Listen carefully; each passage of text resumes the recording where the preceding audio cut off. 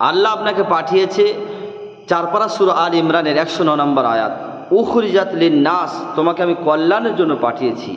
আমার দ্বারা মানুষের কল্যাণ হবে, মানুষের উপকার হবে, কারোর ক্ষতি যেন না হয়। এই যে কুরবানির গোশত আমরা খাই, কুরবানির পশুর যা কিছু আমরা খেয়ে থাকি, যা কিছু নিই সেগুলো আমরা নিয়ে নিব। আর যা কিছু আমরা নিই না, যেগুলো খারাপ খারাপ জিনিস আছে, কান আছে, শিং আছে, আরও অনেক কিছু আছে যেগুলো আমরা নিই না, সেগুলো আমরা কি করব?